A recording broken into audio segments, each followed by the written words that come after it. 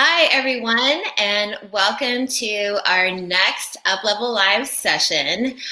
Today, we are featuring Kat Gordon, who is a founder of the 3% Conference. Let us know if you can, first of all, you hear me really clearly. Also, I always encourage people to let us know where you're tuning in from. For example, I am based in Salt Lake City, Utah. Kat, tell the audience, where are you based? I am in Palo Alto. I'm getting some feedback, Kat. I'm wondering if maybe you have earphones that you might want to put on just to see if you can reduce some of that. Wow. That is bad.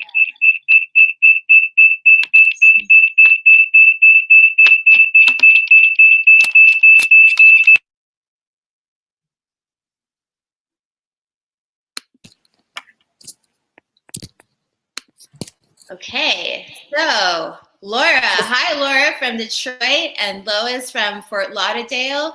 Kat, let's tell the audience where you're from. Where are you Hi, I am from Palo Alto, California.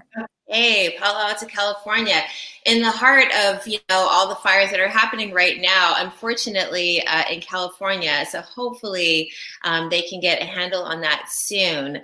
And so again, okay, we have Julie coming in from South Dakota, Karen from Salt Lake City, Juan from Seattle. So awesome. This is what always makes me excited to see where everyone is tuning in from. If this is your first time here, hello, I'm Robin Cohen. I'm the co-founder of Uplevel. We are a micro-learning online experience. We have a live webinar every Wednesday, either at 10 a.m. Pacific time, which is 1 p.m. East Coast time, or 12 p.m. Pacific time, which is 3 p.m. East Coast time. And so if you are new to Crowdcast, to the right of your screen, you will see the chat area. So as you can see, everyone right now is putting in where they're tuning in from. So feel free to connect with other people, share where you're tuning in from. If there's, anything that you'd, like for us to talk about today after Kat's session, feel free to put it in there. At the bottom of your screen, you are going to see a tab that says Ask a Question.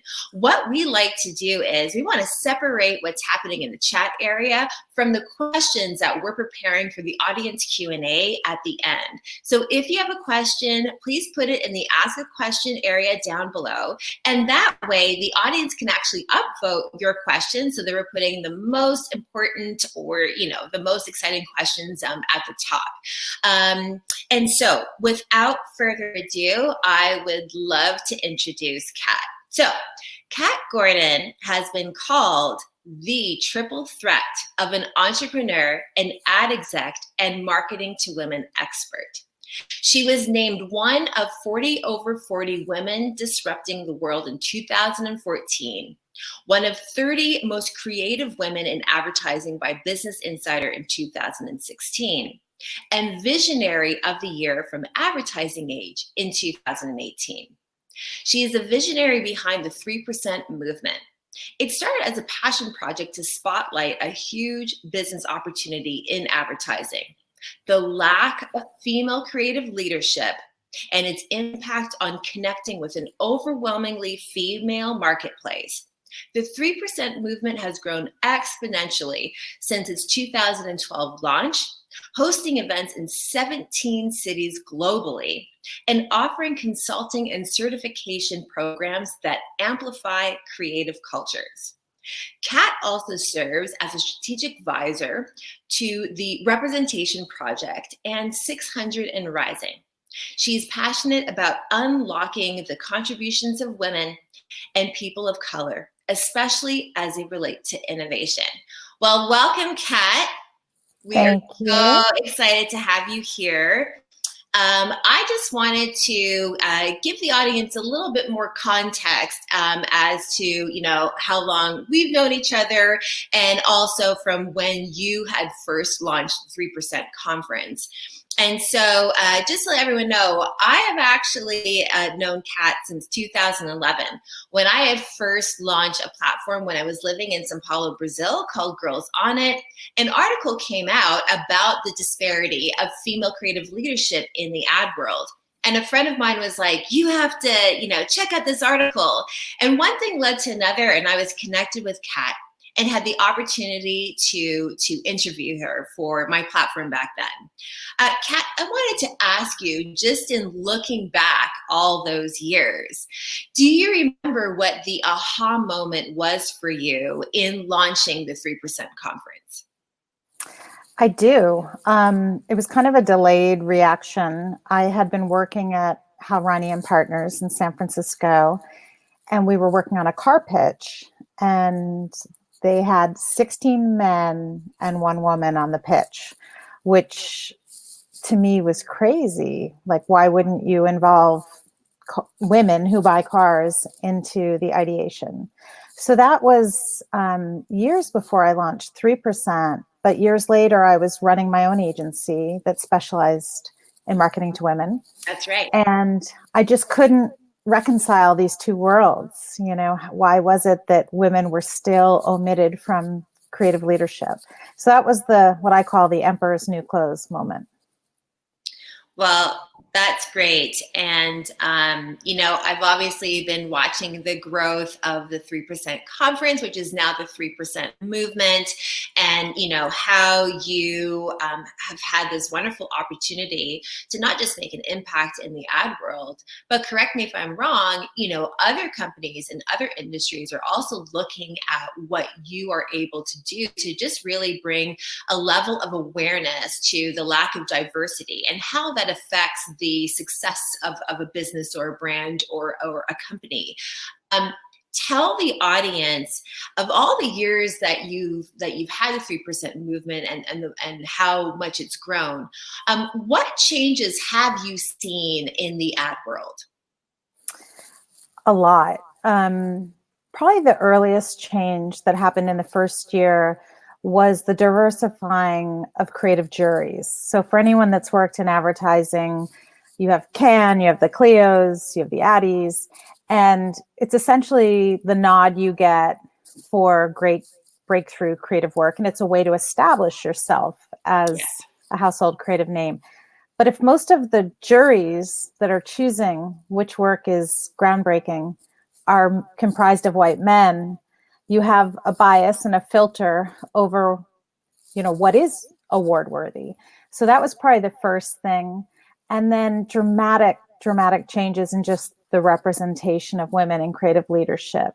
When we launched, it was 3%, thus our name. Yeah. It's now up to 29%, not at 50% where it belongs, but we're getting huge. there. Yep. And then things like pay equity. 3% launched a pledge for pay equity. Many, many agencies have signed it and done wage audits and made reparations.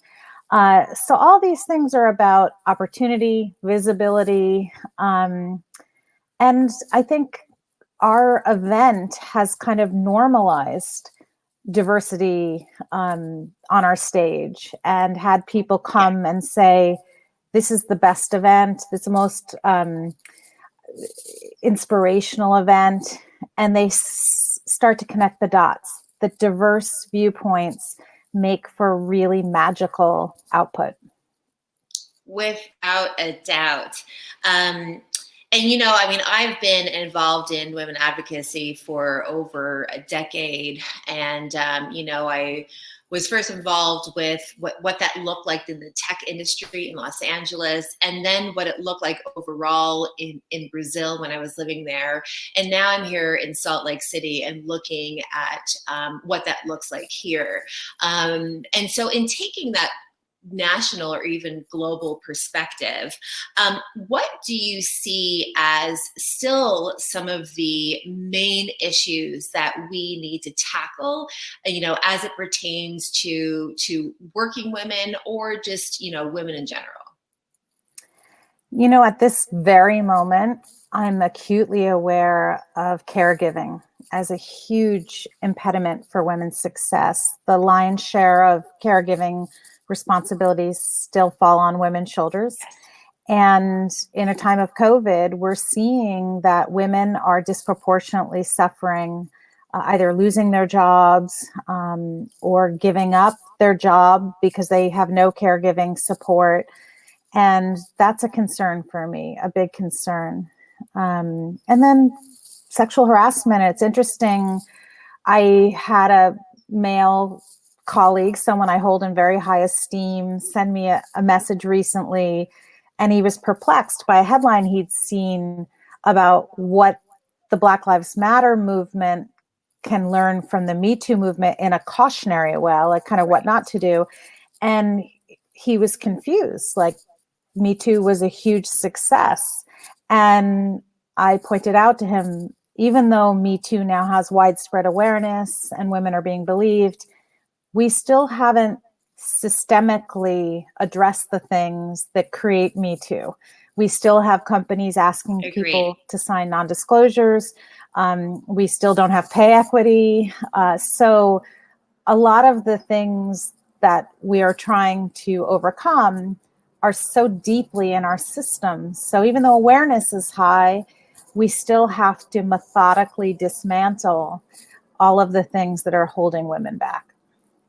Absolutely, without a doubt. And yeah, and I don't think that we realize how daunting of a task it is, but I think that the more and more awareness that's created, and I think the more and more awareness that's created, that men recognize it and recognize it as that, hey, we need to get involved in this as well in order to make that change. I think that that's really where it's going to come from.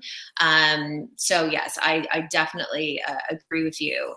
And so just before I give the floor over to you, just want to remind everyone that Kat is being generous today by giving one lucky winner access to the 3% conference, which is now on demand. So a lot of the topics of conversation that we're discussing today and that she's going to be discussing in her presentation, you'll be able to experience at the virtual conference. And I do highly recommend everyone to actually, if you can, to definitely take a moment and to attend it, because I think there's a lot of insight as it pertains to work from home reality right now, female leadership, culture, innovation, and all that good stuff. And so hang tight. Kat's going to have the floor right now. We're going to have our audience Q&A after, and then we will announce the winner. So Kat, I'm going to give the floor over to you. Feel free to share your screen, and let's dive into why culture is the new creativity. Thanks, Robin.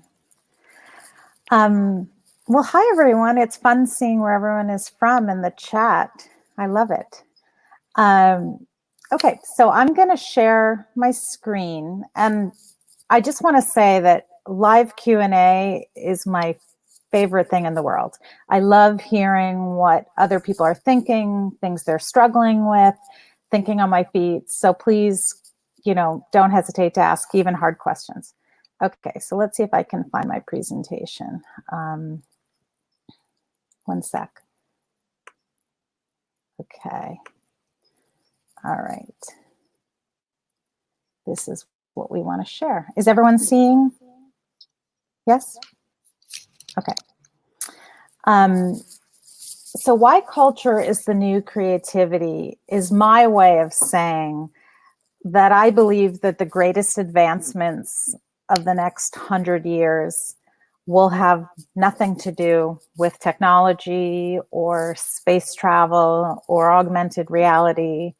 I truly believe that all the breakthrough thinking that awaits is what happens when you unlock everyone's sense of belonging, everyone's sense of being able to contribute without covering or code switching or camouflaging. And that is where people's sense of psychological safety allows them to let down their defenses and come up with incredible ideas. Okay, so hello, I've already introduced myself. I want to just give you a sense of how I arrived at this belief system. So as Robin indicated, 8 years ago was the first 3% conference. Female creative directors represented only 3% of the industry, and I was part of that 3%. And the thing that I was acutely aware of was not that I wanted representation of other women so I had a sense of camaraderie. It was that I truly believed that a lot of different viewpoints bumping into each other, I mean, we're a collision business, is really good for bringing good ideas to greatness and generating good ideas to start with.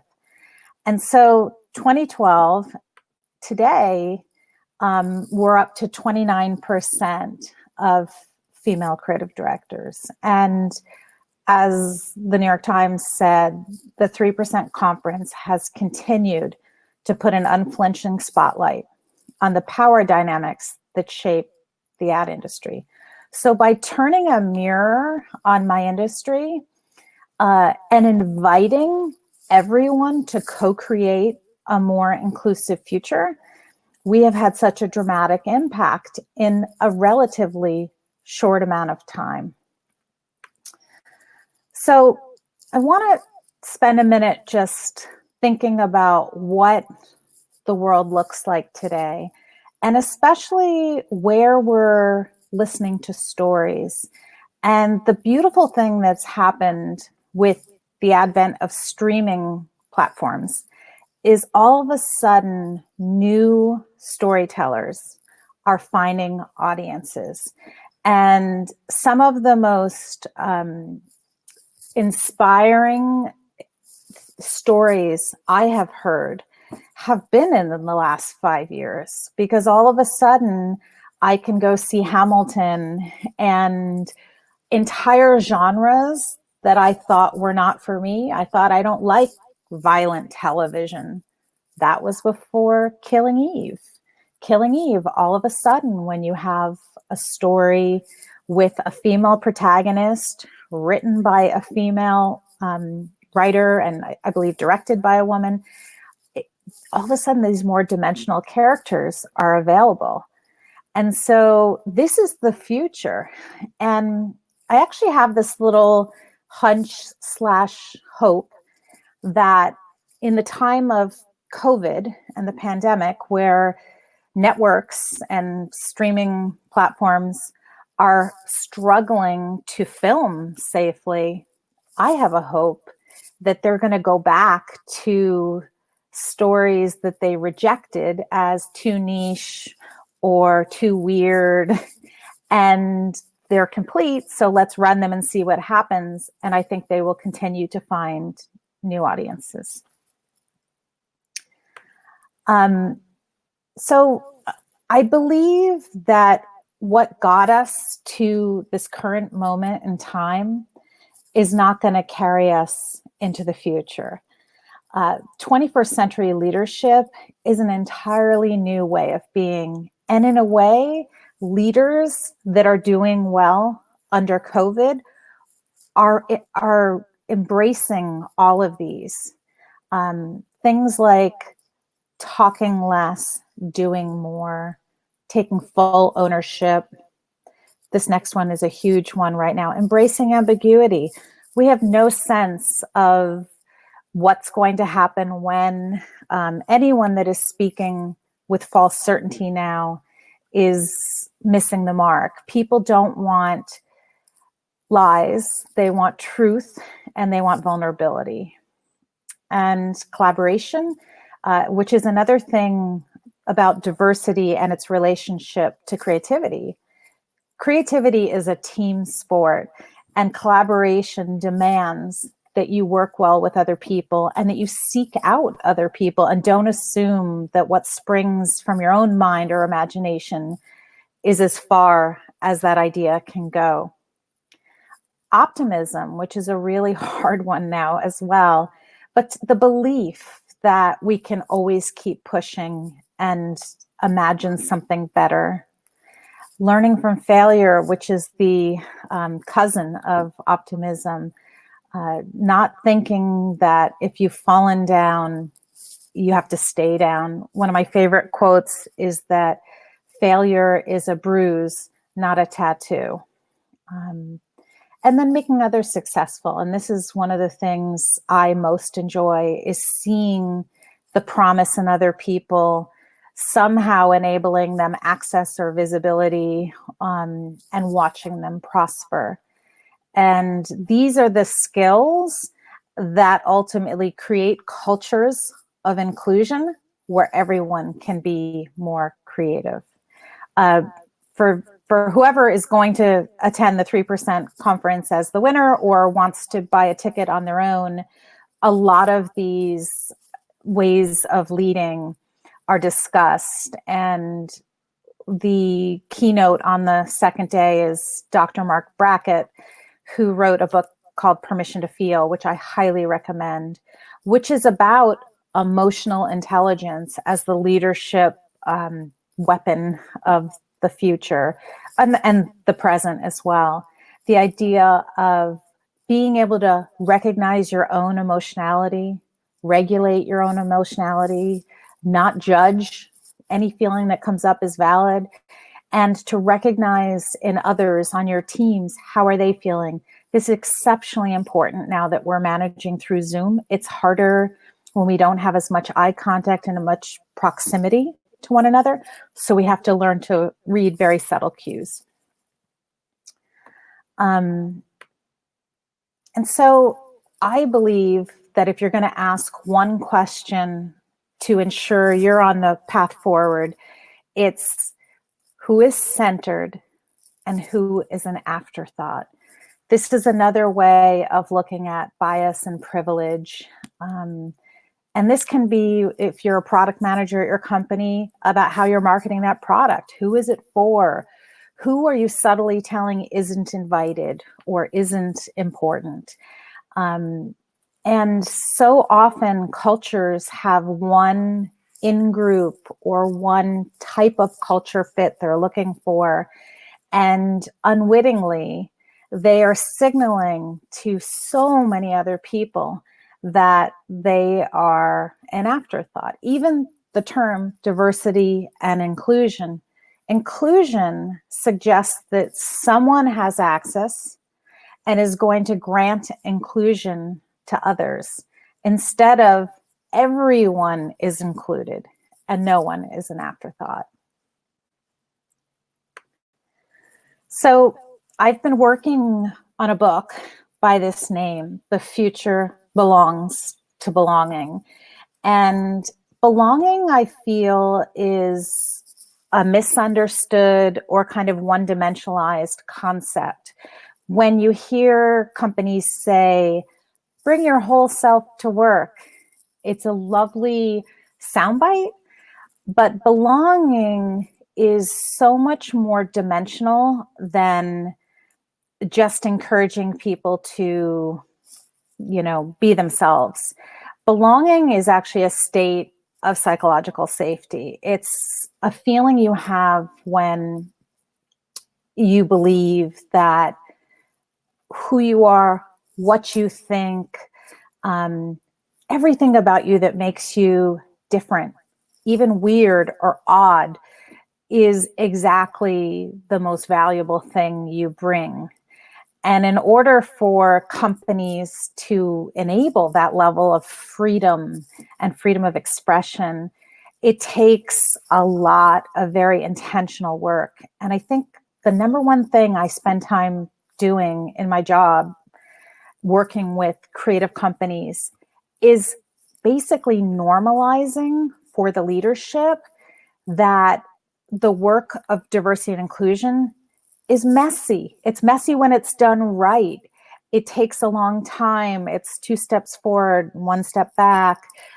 You feel foolish. You have to apologize. And it's not a one and done. And it's not something, when I hear these goals that company have where we're going to achieve this by this date, as much as I support goal setting, it's very difficult to forecast how your particular company culture is going to unfold. I mean, when I set out with the 3% movement, definitely called it 3% to suggest that metrics matter and that we have a goal to get to 50%, but I didn't set an end date. Some things have happened much faster than I ever assumed they would. Like what I talked about earlier about creative juries. That happened within 6 months. Other things have been more vexing, more difficult to make a dent in. And so I'm grateful that we didn't set a goal that we would have just picked out of the air anyway. Again, false certainty. And we're just focused on belonging. And how I have approached that in terms of the 3% movement is what my friend Cindy Gallup calls communication through demonstration. And what that means is that sometimes instead of trying to teach people about something, you just show them how it looks in action. It's a very presumptive mood. It's saying, this is the way the world should look. And I'm just going to build that world and let you inhabit it when you come to the events. And people draw their own conclusions. They think, this is amazing. I love the way I feel here. The people I've met here, there's just an enriching quality to the friendships that spring at those events. And so that is how cultures of belonging are built, through intentional, optimistic, and relentless focus on improving and listening and getting it wrong and then trying again. Being heard is a huge component of belonging. And kind of the flip side of that is for other audiences to be silent at times and just listen, and to not feel you have to jump in and save or fix, but just listen. Listen, what is someone's lived experience? And what's amazing through the work 3% has done, we have gone inside creative companies and done our certification assessment. And often the experience of working at that company is dramatically different for one group versus another, whether it's men versus women, whether it's white employees versus employees of color, whether it's older employees versus younger employees. And everyone wants to feel that their perspective, their needs, their contributions are valued, and that there's a forum, a safe forum to share that feedback. So never underestimate the value of listening and making people feel heard.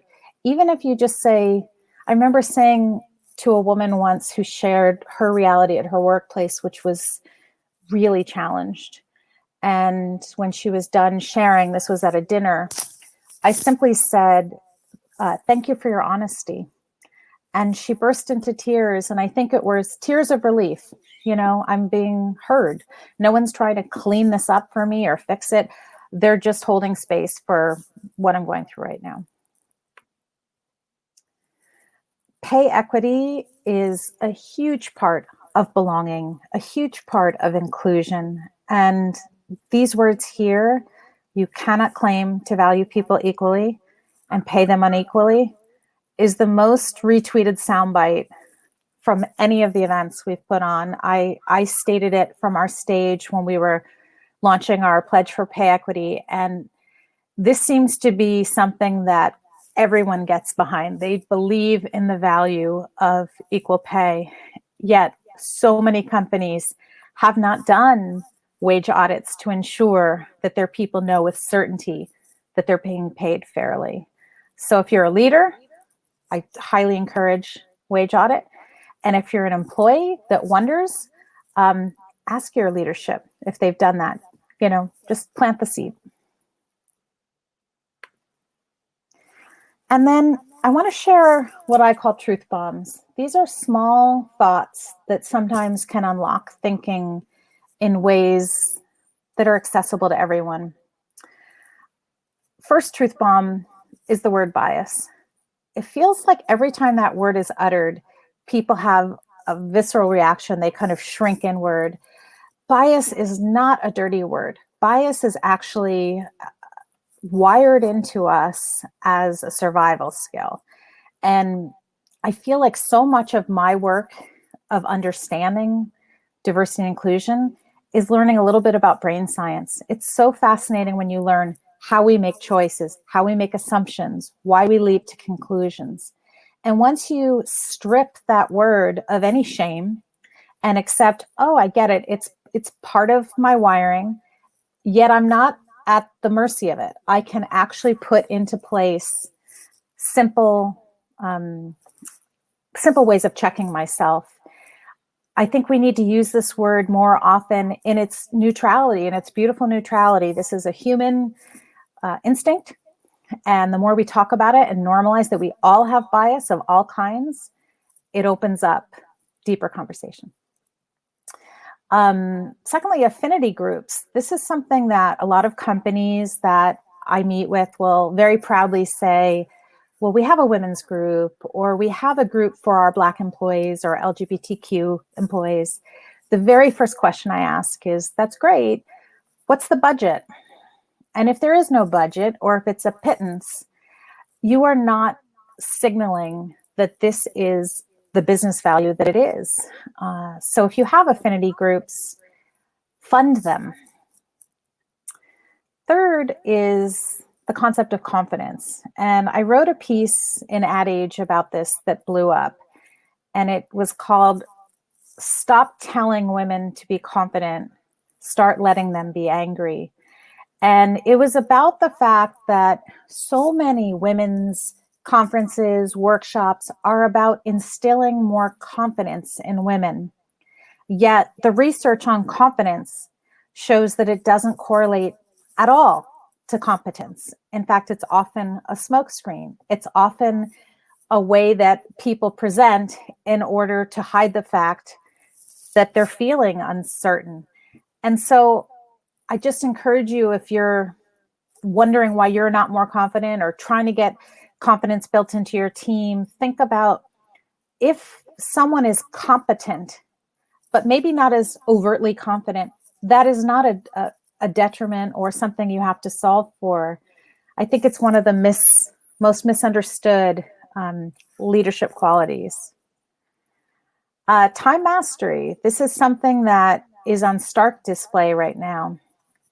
When you give people the freedom to work how and when and where they want, and you do away with presenteeism, which is the notion of butts and seats. You've got to punch a clock and be under a particular roof in a particular skyscraper in a particular city. You give people the freedom to know their own rhythms, to know when they're most creative, to know when they're most productive. And the smartest companies understand to, of course, have expectations of people, but to allow them the creativity within those expectations to do that work how and when they wish. We are seeing time mastery be realized because people are working from home. They don't have a commute any longer. People are starting to figure out, especially in the Zoom meeting, when they want to do those meetings and when they want to do their quiet thinking work. Lastly is the concept of ageism. And I don't want to single out ageism as if it's the most important ism, because it's not at all. But it's the only ism that every single person experiences twice in their lifetime. Once when they're deemed too young to make a contribution of value, and once when they're deemed too old to be relevant or clued in to current culture. By the way, neither of which is true. But I find that discussing ageism, especially with groups that have been the status quo, and tapping into a time where they have felt that work against them and their contributions is a very good way to open someone's empathy door so they can imagine, yes, I knew how that felt. And then they can imagine how other people feel that maybe are subject to other isms that are keeping them back. So that is kind of the basics of what I believe makes culture the new creativity. And let me see, I'm not sure how to stop sharing the screen. Here, let me see if I can. Thanks. Here we are.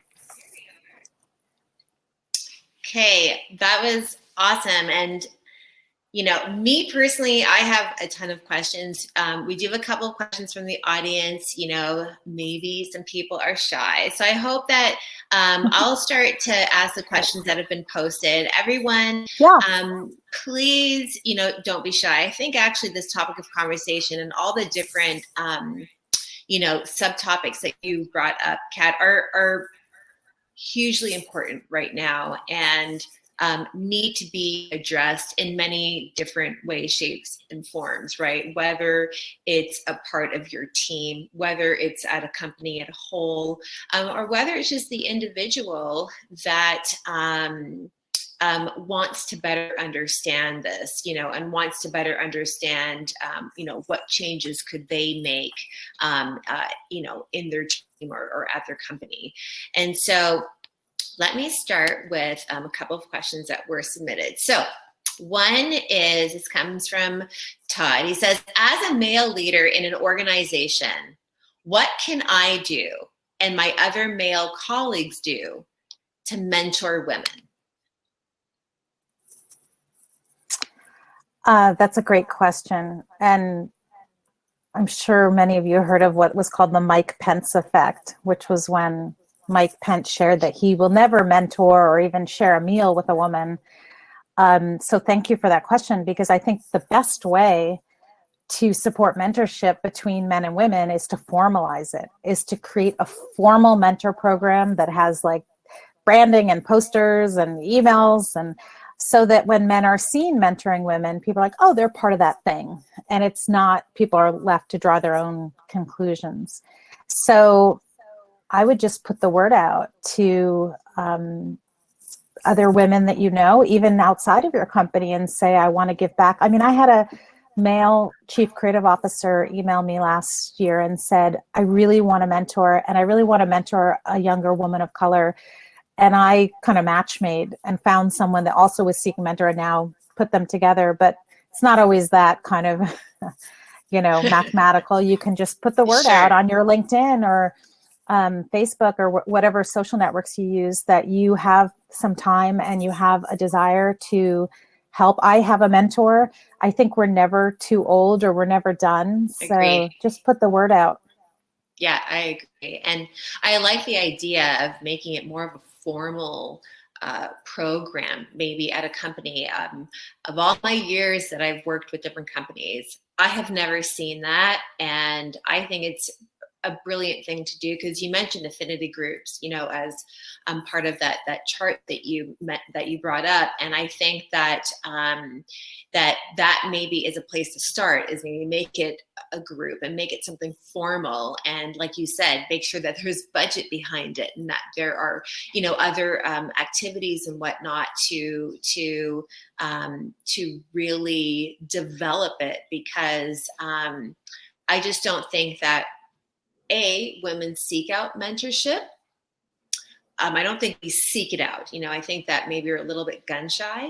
And also, like you said, the Mike Pence, like the dynamics there, I think can be a little bit uneasy for some people. But I think that if a company does just create this program and really make it an actionable thing, I think that could really change a lot of things. Next question comes in from Juan. So Juan is asking, how do you define culture?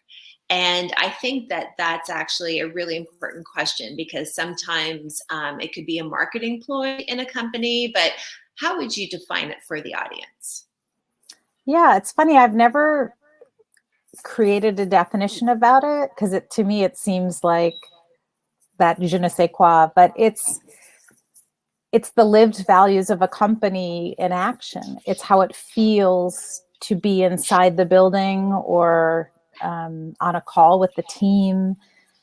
It's the flavor and the vibration of a company, what it values, what its posture is, what its presentation to the world is. And it really does vary. When I look through my LinkedIn and all the companies I've worked at, so different how I felt in those buildings with those teammates. So different working at Hal Riney and seeing a car pitch with one woman invited. Such a different culture or signal about their values than when I worked at Anderson Lemke, like a Dutch ad agency, so much more diverse.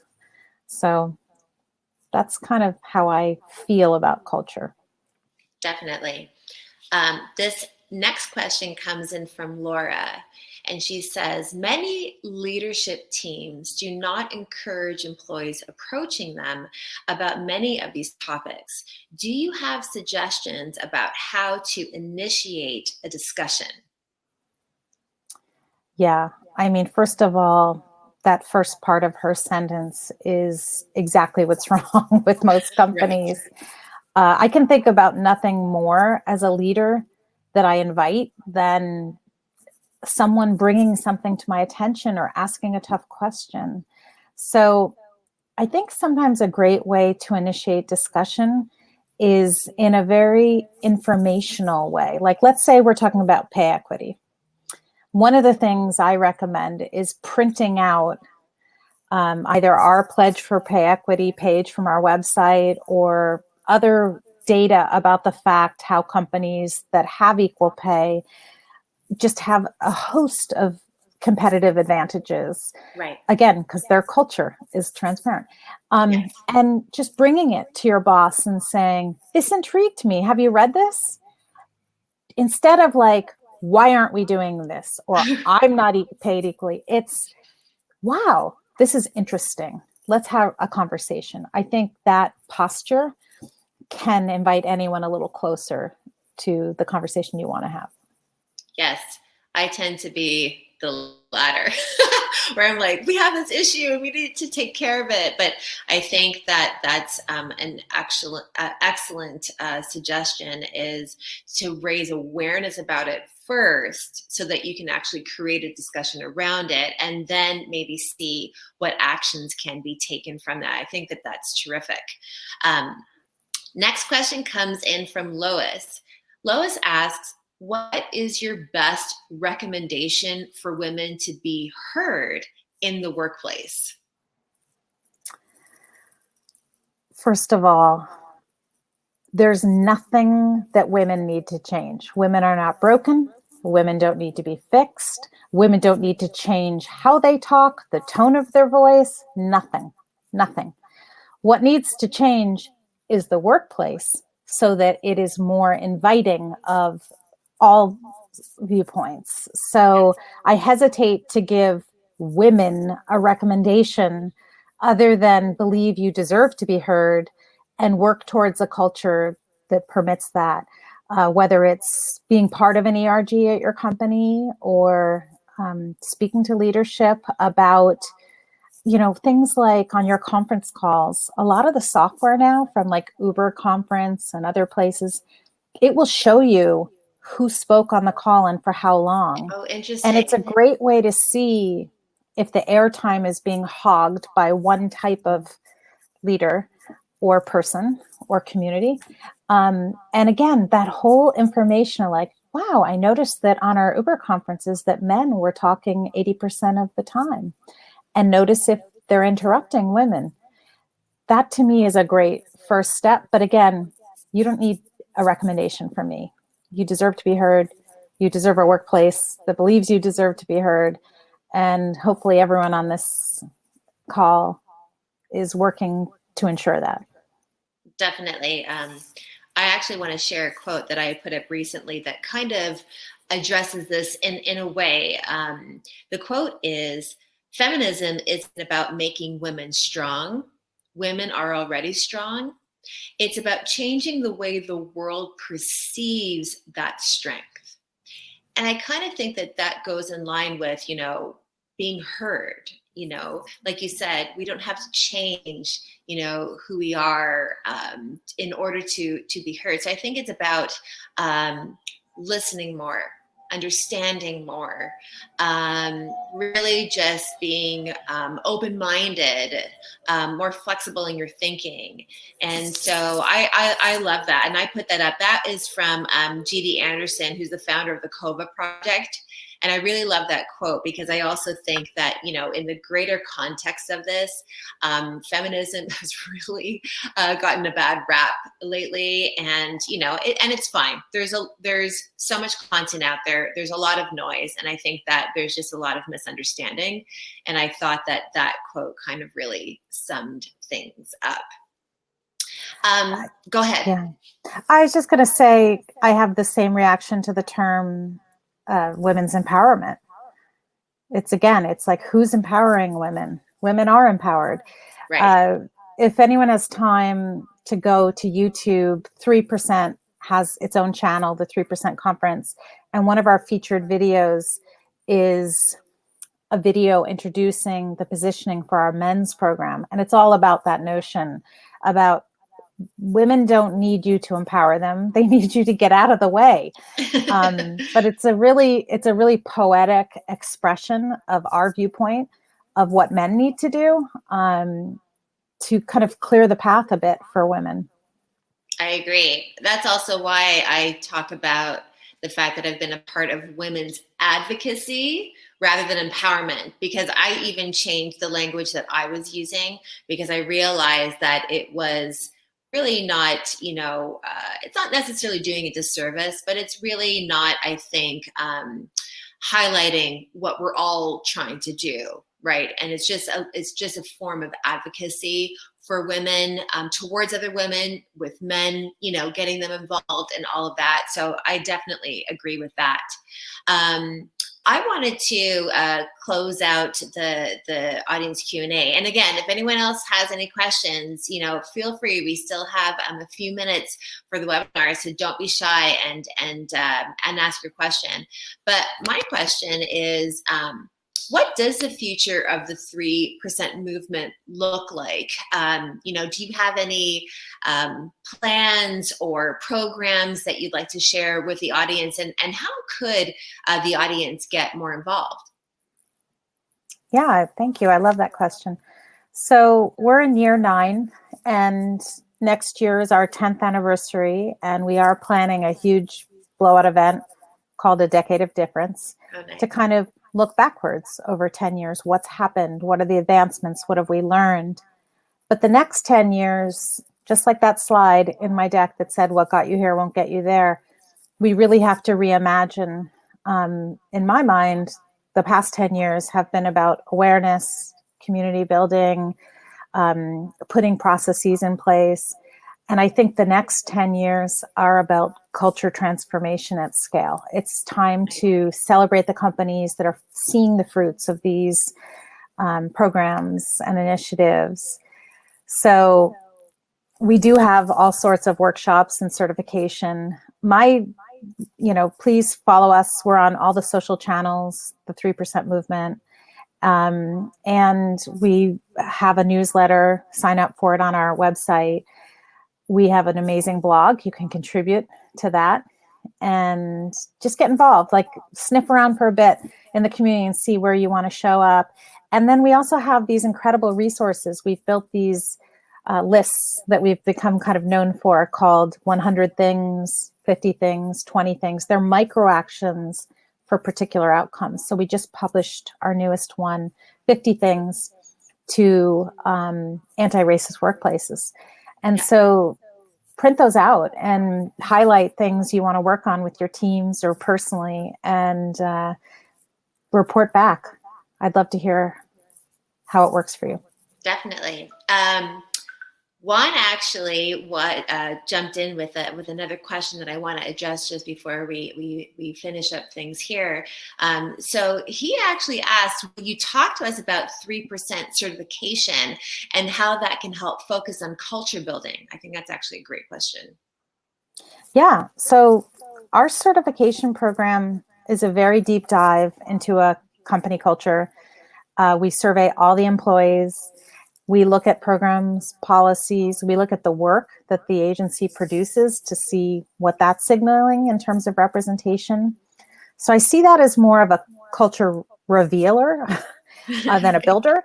But our final report, whether or not you achieve certification or not, it's such a diagnostic experience that we show you things that are opportunities to create a healthier culture.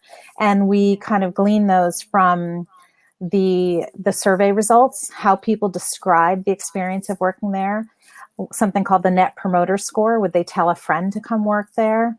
Okay. We do qualitative interviews too with a cross section of company members. And we look for the opportunities for that company to step more deeply into an inclusive culture. And it's one of my favorite parts of my job is sitting in those final report meetings with leadership and seeing the light bulbs go off, that they see the path forward. And again, my slide earlier, who is centered, who is an afterthought. A lot of what 3% certification reveals is what this company is, how this company is answering that question. And hopefully, as your culture gets healthier, no one feels like an afterthought. Right. Absolutely. Absolutely. Well, I think that this has just been fantastic, and I hope it's been enlightening for everyone today. I would love to probably do another follow-up session with you, Kat, on another topic, because you really do focus on such important topics and issues as it relates to, women, as it relates to companies, leadership, culture, innovation, and all of that. And especially, in our new work from home reality and our, virtual life on steroids right now, I think that there will also just be a lot more interesting things that come out of what we're all experiencing right now. So thank you again for your time and for sharing this. And I hope it's been enlightening and meaningful for our audience. And of course, before we completely wrap things up, we need to announce our winner for the 3% conference. So I guess it's like my virtual drum roll. So I am going to choose Lois. Lois, if you're still with us, please just say hi. You're still here. That way I can. Yeah, she's still there. So I'm just gonna throw in my my email address. So here's my email address, Lois. Please send me an email. You can title it, Kat Gordon session or 3% conference winner. And Kat, I will CC you and include you in the email, and that way she can get the details of how to attend the conference. Again, a huge thank you to Kat. Thank you to everyone for joining us today. Again, it's Robin Cohen, co-founder of Uplevel. We do our live webinar every Wednesday, so I hope you'll join us next week. Thanks again, Kat. Thank you, my pleasure. Okay, bye everyone. Bye. Thank you.